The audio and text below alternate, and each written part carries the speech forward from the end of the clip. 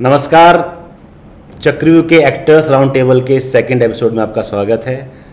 इस सेशन में हमारे साथ हैं कमल किशोर पाल, जो इस नाटक में बहुत सालों से पितामह भीष्म का किरदार निभा रहे हैं, और हमारे साथ साहिल छाबड़ा हैं, जो बहुत सारे सालों से इस नाटक के हीरो वीर अभिमन्यु का किरदार निभा रहे हैं, और साथ ही इनके ताऊ जी, इनके तातश्री धर्मराज युधिष्ठिर के पात्र में गौरव जाखू, आई थिंक पहले ही शो से गौरव जाखू ही कर रहे हैं और ये 100 शो पूरे करने जा रहे हैं।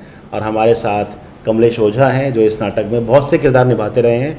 करंटली इस नाटक में अश्वत्थामा का चरित्र निभा रहे हैं,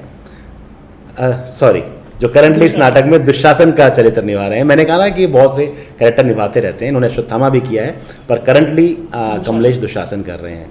तो गाइज, सभी को मुबारक हो, आपके 100 शो पूरे होने जा रहे हैं चक्रव्यूह के। 100 शो पूरे होने जा रहे हैं, आपको भी थैंक यू। हमने पहले सेशन में भी ये चर्चा करी और मैं शुरुआत इससे ही करूँगा, कितना ज़रूरी है या कितना इम्पोर्टेंट है किसी भी नाटक के 100 शो पूरे हो जाना। क्या ये वाकई में इतनी बड़ी बात है जिसके लिए हम इतना शोर मचा रहे हैं? लोगों के तो 500-500 हो जाते हैं, 1000 भी हो जाते हैं। तो 100 शो होना आप लोगों के लिए, हमारे लिए कितनी ही बड़ी बात है।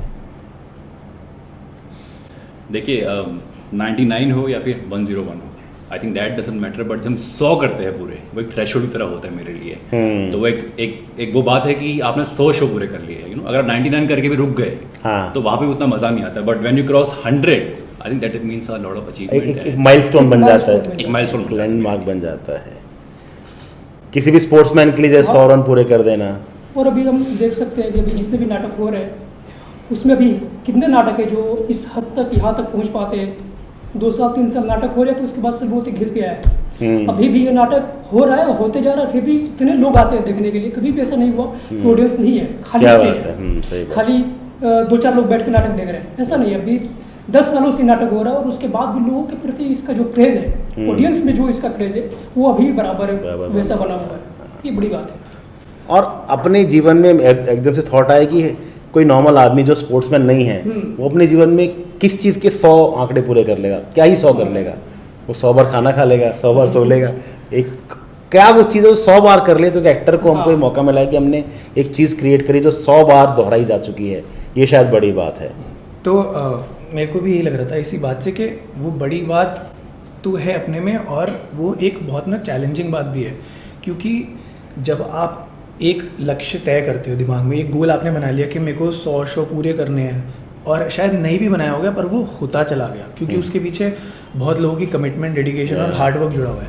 लेकिन जब आप एक ड्रीम, गोल या टारगेट के करीब आ जाते हो ना, तो ऑटोमेटिकली आपका दिमाग ऐसे प्रोसेस होता है कि दूसरा टारगेट अपने आप बनना शुरू हो जाता है। अगला टारगेट वो उस सेंस में बहुत चैलेंजिंग है कि हाँ, ये एक सेंस ऑफ अचीवमेंट है, एक छोटी बड़ी खुशी कह सकता हूँ, और लेकिन एक ये प्रिपरेशन भी है जो हम सबको करनी है मिलके, कि अगले, अब 100 तो हो गया, 100 कर लिया ना, पहुंच के रियलाइज होता है अब 200 के लिए क्या करेंगे, तब आएगा मजा। क्या बात है जी। के सर मैं ये ऐड करूँगा, जैसे साहिल भाई ने कहा कि पहले हम डबल डिजिट पर चल रहे थे, अब ट्रिपल डिजिट के अंदर आ गए हैं। हाँ, सही। सो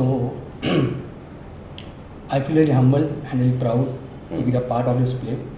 और बस ये सब हम सभी प्राउड हैं, और प्राउड होने के साथ साथ हम सब पे वो जिम्मेदारी भी है कि अगर ऑडियंस हर बार भर कर आ रही है, तो हम क्या नया करें कि ये रिपीट वैल्यू इस नाटक की बनी रहे। मेरे मन में ये भी सवाल आता है कि जैसे मैं कई बार बोलता हूँ कि तुमने कई पात्र निभाए और बहुत से एक्टर्स हैं, तुमने भी पहले कोई और रोल किया, फिर अब पितामह कर रहे हो, तो अपने आसपास के एक्टर्स बदलते रहे हैं, या हमारे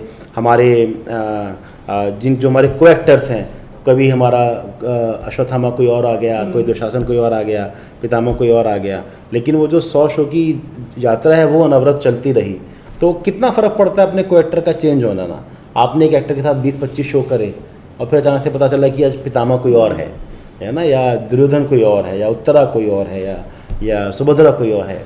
फ़र्क पड़ता है, ये हमारे कंट्रोल में होता है अपना अभिनय अच्छा करना, या नहीं, हमारे ऐसा- को एक्टर के से भी कुछ उसका प्रभाव पड़ता है? I think because acting is both actions and reactions, मुझे लगता है। हम्म, तो अगर को एक्टर चेंज हो रहा है तो वो जो एक रिएक्शन जो स्टैब्लिश हो जाते हैं जनरली को एक्टर के साथ, तो एक नया एक्टर आता है, ऐसा नहीं कि नहीं होता है, but it takes more time, थोड़ा टाइम लगता है उसको स्टैब्लिश करने में। बट अगेन अगर एक्टर को एक्टर में एक रिलेशन अच्छा बन जाता है तो eventually essentially it will again come out those action reactions, that's my belief. और नहीं आप पूछो। हाँ कमलेश। मैं बता रहा था कि थोड़ा सा फर्क पड़ता है, इनिशियली थोड़ा बहुत हो सकता है थोड़ा बहुत, बट क्या है कि हम लोग इतने एक दूसरे के किरदार को जान चुके हैं कि अगर 2 दिन पहले भी हमें पता चलता है कि यार ये आज अभिमन्यु कोई और कर रहा है या अभी पितामह कोई और कर रहा है, तो हम एडजस्ट कर लेते हैं अपने आप को कि हमारे पास कोई नया एक्टर आने वाला है जो कि जिसके साथ हम लोग करना है। तो हमें उसके भी डायलॉग याद होते हैं, उसके भी डायलॉग याद होते हैं, तो हमारे लिए बहुत ज़्यादा ये नहीं होता जैसे कि बहुत कुछ अलग से होने वाला है। हमें पता है कि हमें क्या करना है और को एक्टर को भी पता है कि उसका जो है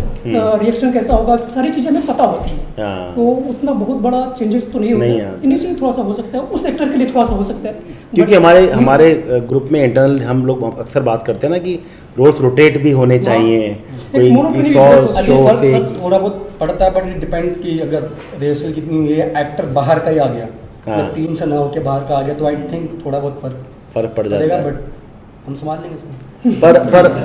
पर मन करता है रोटेशन होना चाहिए कि मैं क्यों पितामह ही करता रहूं, 50 शो सर, गए हैं। बिल्कुल होना चाहिए। इससे मोनोटोनी ब्रेक होती है। जो अभी आप बात कर रहे थे कि नया बनाना चाहिए, सर मेरे ख्याल से तो होना चाहिए 10 शोज़ के बाद, 15 शोज़ के बाद, 20 शोज़ के बाद तो होना चाहिए।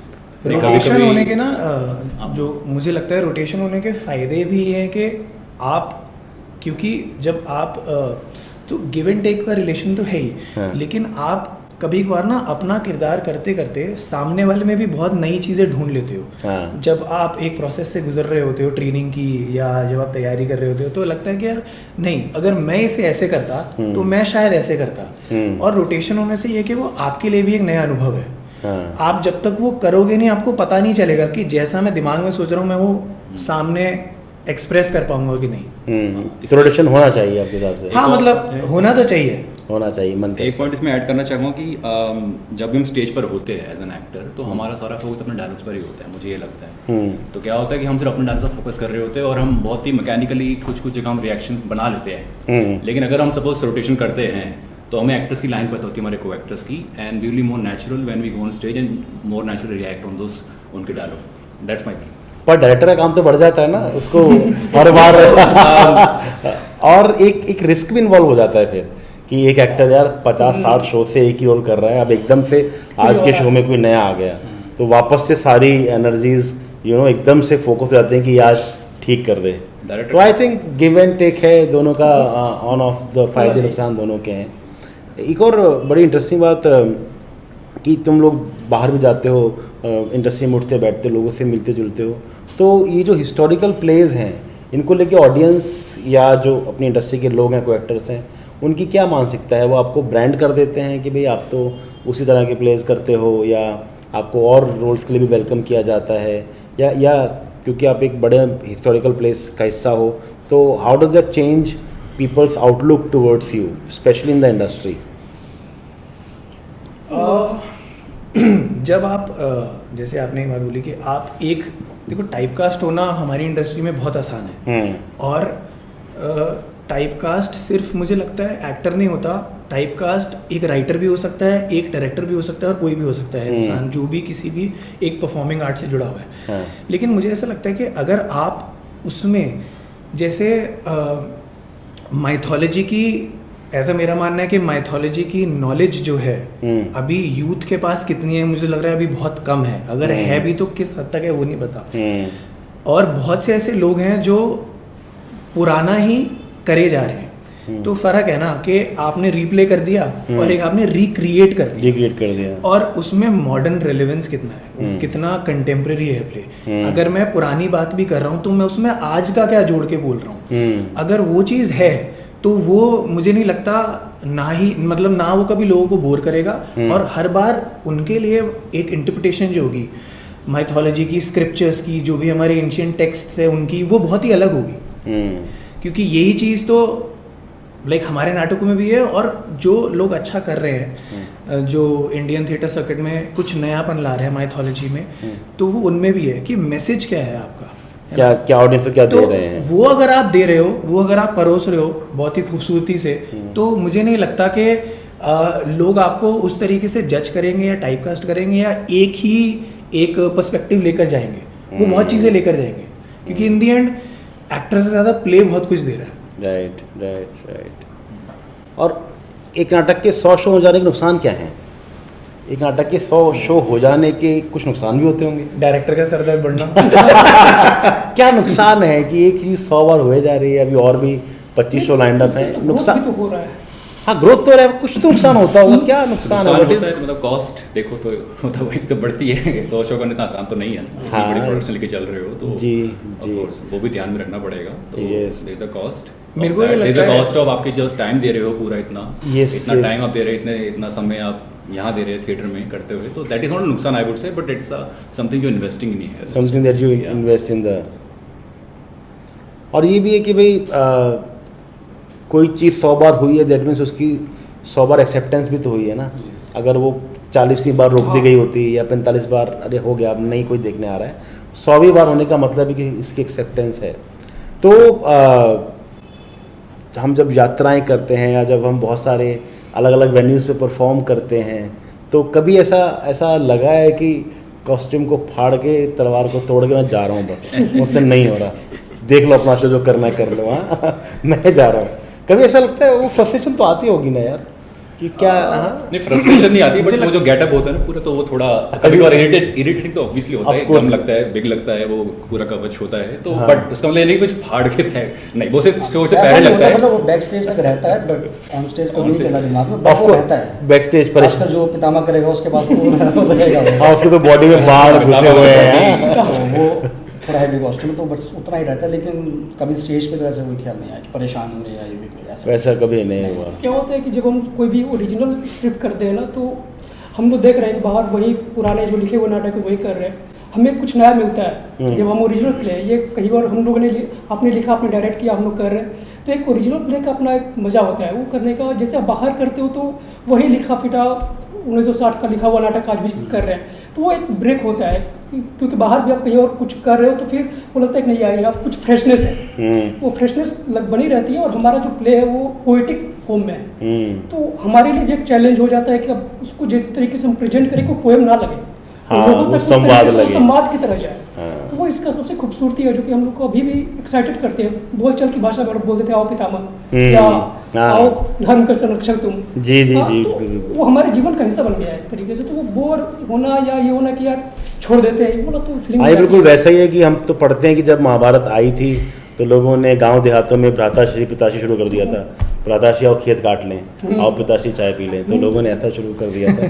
तो हमारे भी नाटकों में ऐसा होता है। तो एक और बात मैं हमेशा जानना चाहता हूँ कि आप सब जानते हैं कि मैं ग्रीन रूम में बहुत कम बैठता हूँ, मेरे को अच्छा नहीं लगता, वो एक्टर स्पेस है। तो आप लोग जब एक्टर्स आपस में बैठते हो बातें करते हो तो do you analyse each others performance also? कभी ऐसा होता है कि तूने कितना गंदा करा या तूने बड़ा अच्छा करा? Do you compliment each other या ये होना चाहिए, करना चाहिए? सिर्फ चक्रव्यूह में नहीं, आप बाकी नाटकों में अगर एक नाटक में 20-25 लोग की टीम है तो नाटक से पहले नाटक के बाद एक्टर्स किस तरह की बातें करते हैं और किस तरह की बातें उन्हें करनी चाहिए? किस तरह की बातें करते हैं वो शायद नहीं बोलना चाहिए। किस तरह की बातें करनी चाहिए ये बता सकते हैं। क्या करनी चाहिए? नहीं एक्चुअली मतलब मजाक से हटके मुझे ऐसा लगता है हम ऐसा करते भी हैं। और अभी क्या है कि हमने इतने शोज कर लिए तो ना सबका एक फ्लो, सबका एक रिदम, सबका तरीका परफॉर्मेंस वो सबके जहन में बैठ गया। लेकिन जिस दिन मुझे ऐसा लगता है कोई नया करता है, और आई थिंक वो हम सब में बात है, सबको रियलाइज हो जाता है और हम उसको बताते हैं अरे आज तूने ये चीज़ ना अलग तरीके से बोली तो इसका ना मीनिंग अलग आया। क्यों गौरव आपने आज सुर बदला है ना यार, ये आपने तो वो आपको खुद, क्योंकि एक ध्वनि है ना वो कान में बजी जा रही है, डायलॉग्स की बजी जा रही है। ये जब हम में से कोई भी कुछ नया करता है तो हमें वो रियलाइज तो हो जाता है। और आई थिंक सब करते हैं, अपने आप को अप्रिशिएट क्यों नहीं करते, और बुरा भी करते हैं तो सीधा बोल देते हैं मजा नहीं आया। हाँ, क्योंकि- बताया जाता है क्या, यू टेल ईच अदर। हाँ, तो इतने शोज हो भी चुके तो पता लगा था और बताते हैं, क्योंकि मुझे लगता है अगर ऑनेस्ट क्रिटिसिज्म और कंस्ट्रक्टिव क्रिटिसिज्म नहीं हुआ ना, आप कभी भी एज एन आर्टिस्ट ग्रो नहीं ग्रो करोगे। नहीं कर पाएंगे। अगर आपने उसको उसकी गलती बताई, क्योंकि कभी कभार हमें नहीं रियलाइज होता कि यार यहाँ पे गलत हो गया, या छुपा लेते हैं लोग। छुपाना तो क्या फायदा, खुद से मतलब झूठ बोलना हो गया। लेकिन सामने वाले अपने को एक्टर को और आर्टिस्ट को बताना, तो वो मतलब बहुत ज़रूरी है मुझे लगता है। और सामने वाला सुनता है उस बात को, एक्सेप्ट करता है अपनी गलती को। हाँ, बिल्कुल हाँ। करें। कितनी अगर बार मैं- हमने discuss कर चुके हैं। पहले 10 मिनट अच्छे से जैसे मेरा तो सीन गौरव भाई के साथ रहता है स्टेज पे, तो जिस दिन कुछ फंबल होता है या कुछ अच्छा हो जाता है या कुछ भी होता है, तो ये मुझे बोलते हैं सीन के बाद कि आज तूने क्या कर दिया, तुम वहाँ ऐसे नहीं गया, ऐसे नहीं गया, या आज तूने अच्छा करा। हाँ। तो डिस्कशंस होता है वो हमारा show के बाद। डिस्कशन तो होता है और ये जरूरी भी है, क्योंकि हमने ये दूसरे को बताया, फिर कौन बताएगा। ऑफ कोर्स, अगर हम नहीं बताएंगे क्योंकि हमें पता है कि चक्रव्यूह इतना बड़ा नाटक है, लोग आएंगे देखने के लिए, वो स्टेज देखेंगे, इतना बड़ा स्टेज है, इतना बड़ा प्रॉपर्टीज़ है, बहुत सारी चीज़ें देखने के लिए। तो परफॉर्मेंस अगर हम एक दूसरे के बारे में जानते हैं, हम एक दूसरे किरदार के बारे में जानते हैं, उसके आगे पीछे पूरी की पूरी कहानी हमें पता है, तो हमें अगर कुछ दिखता है कि यार ये आज कुछ मिस आउट हुआ, कुछ मिस फिट हुआ, तो अगर हम नहीं कहेंगे तो फिर कौन करेगा। क्योंकि हमें पता है ऑडियंस आकर तो नहीं बोलेगी, बल्कि क्योंकि उन्हें देखने के लिए बहुत कुछ है, उनके देखने के लिए कृष्ण जी है। सही बात। इतने नाटक कर चुके हैं तो सब इजी पड़ गया। हमें इजी होता है कि समझना कि आपने कहाँ गलती करी है, तो वो भी बहुत मतलब I think it's more easy now to pick out the faults in others acting. तो ऑडियंस जब आके नाटक के बाद मिलती है तो कुछ याद आता है, कोई ऐसा कोई बड़ा स्पेशल कॉम्प्लीमेंट किसी ने दिया हो, कि बड़ी स्पेशल सी बात कही हो, ऐसा कुछ याद आता है कि जो अब तक ऐसा याद है कि हाँ वो एक बात ऑडियंस मुझे बोल के गई थी, तुम्हें शायद भी याद आ रहा है। एक बार क्या होता है, वो सिविक सेंटर में शो कर रहे थे और मनोज तिवारी जी आए हुए थे नाटक देखने के लिए। जी जी जी। वो स्टेज पर भी आए हुए थे और अभिमन्यु से बात कर रहे थे, साहिल भाई से बात कर रहे थे, और हम लोग सब मतलब स्टेज पर थे, बिखरे हुए थे, मतलब कि जा रहे थे, कुछ लोग थे। तो वहाँ पर आकर वो बोले कि तुमने जो होल्ड किया और जो जिस तरीके से दुशासन मारा, अच्छा। मैं कस्टूम बदल चुका था कि मैं व्हाइट कुछ और पहन के आ जाता हूँ, हाँ। तो वो मुझे पहचान नहीं रहे थे कि मैं दुशासन हूँ। अच्छा। वो तो मैं अपना जा रहा था, फिर मुझे उनसे बात करते, साहिल से बात करते हुए उन्होंने बोला कि जिस तरीके से मारा वो बहुत इम्पैक्टफुल था। क्या बात है। तो वो मुझे लगा कि जब आदमी आपको पहचान नहीं रहा है और आप बगल में ही हो और आपके बारे में किसी और से बात हो रही है, तो वो थोड़ा सा हाँ, तो कल भी आ रहे हैं मनोज जी, हाँ, कल फिर आ रहे हैं, अच्छा। तो अब अच्छे से और मारना और ऊंचा चलना। नहीं, ऑडियंस का अप्रिसिएशन मिलना और किसी भी एक्टर के लिए, मतलब किसी भी आर्टिस्ट के, मुझे लगता है कि सबसे बड़ा एक जेम कह लो वो है, या फिर एक प्राइज बोल लो या कुछ भी बोल लो, वो तालियां ही हैं। तो वो अगर आपके इमोशंस उनके तक पहुंच गए और उनकी तालियां आपके तक पहुंच गई, तो फिर हो गया ना आपका। तो और क्या चाहिए, तो वही तो मेन ऑब्जेक्टिव है। राइट। और वो ज़रूरी भी है, क्योंकि इससे आपका कॉन्फिडेंस भी बढ़ता है, आपको ये भी पता चलता है कि यार हाँ, मैं अब अगली बार और क्या अच्छा कर सकता हूँ, और कैसी तैयारी करूँ। अभी इन लोगों तक पहुँचा है ये, क्योंकि 4 लोगों को ये और बताएंगे, है ना, वो घूम के आएंगे, लेकिन वो जितनी नेचुरली है उतना अच्छा है।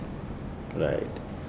तो अब ये बताइए जाते जाते कि चक्रव्यूह के बाद और एफटीएस का कौन सा ऐसा नाटक है जिसके 100 शो पूरे हो सकते हैं या होने चाहिए, और उसमें आप अपने आप को किस किरदार में देख रहे हैं, अगर वो लिबर्टी मिले तो क्या लगता है? और कोई नाटक है जो इस रास्ते को तय कर पाएगा? बालीगंज हाँ, 1990 बालीगंज के जो होते कि कर सकता है, क्योंकि नया प्ले है, ओरिजिनली रिटन प्ले है। हाँ। कहीं बहुत कम लोगों ने देखा है उस तरीके का नाटक, जी। फिर नाटक इंडिया में बहुत कम होते ही हैं, तो एक वो नाटक है और जो उसमें आप ईश्वर काका भी करते हैं ना? ईश्वर काका क्या करता था? था, अब अमन कर रहा है। लाइट्स करते हैं, अभी आप लाइट लाइट्स कर रहा है। करते हैं। हाँ। और कौन सा नाटक हो सकता है, और क्या लगता है? बालीगंज तो है ही, मतलब अगर मैं इसके बाद कोई ऑप्शन सोचूंगा मेरे दिमाग में बालीगंज ही आएगा। हाँ। और एक जो नाटक मैं बहुत मिस करता हूँ, वो जो लगता है कि बिल्कुल 100 शो, क्या उसके कितने भी शोज हो सकते हैं और होने भी चाहिए, वो है द्रौपदी। अच्छा, अरे वाह, क्या बात है। हाँ, क्योंकि आज के कॉन्टेक्स्ट में देखूं तो वो नाटक वो बहुत रेलेवेंट है। और कोई भी चीज़ जब आपके पास लिखी हुई पड़ी गई है, तैयार है, मतलब वही वाली बात है कि सबको इकट्ठा करके बनाना और आगे लेके चलना, तो वो तैयार है, मतलब वो एक ही दिन है कि आपको भी लगेगा नहीं, वो सेल्फ रियलाइजेशन वाली बात है, आपको लगेगा नहीं ये अभी कर दूं मैं, तो वो हो जाएगा। जैसे इसके शो हो गए 100 हो गए, उसके भी हो जाएंगे। हाँ, नहीं, हमारा प्लान तो अगले साल 2024 तक, और हमारे तो चक्रव्यूह के एक्टर बोल रहे हैं कि लड़कियां नाम ले तो लड़कों के साथ कर दो। करा दो, हम तो रेडी हैं। 18 लड़के लोग उन्हें घाघरे पहनाओ और उनके साथ द्रौपदी कर दो, तो वो प्लान बी भी हमारे पास है जी। तो चलिए गौरव जी, कौन सा नाटक के 100 शो करने वाले हैं? सॉरी करो, सारे करें सब नाटके करो। क्या और बात। तो ये थे हमारे साथ कमल किशोर पाल, साहिल, गौरव और कमलेश। इनको अब आने वाले 4-5 महीने में आप अपने शहर में चक्रव्यूह के 100 शो पूरे होने का जो उत्सव मनाया जा रहा है उसका हिस्सा बनते देखेंगे। आप भी आइए, हमारे बहुत से शोज लाइंड अप हैं, उनकी इन्फॉर्मेशन आपकी स्क्रीन पर है। और एक्टर्स राउंड टेबल का एक और सेशन लेके बहुत जल्दी आपके पास पहुंचेंगे। धन्यवाद।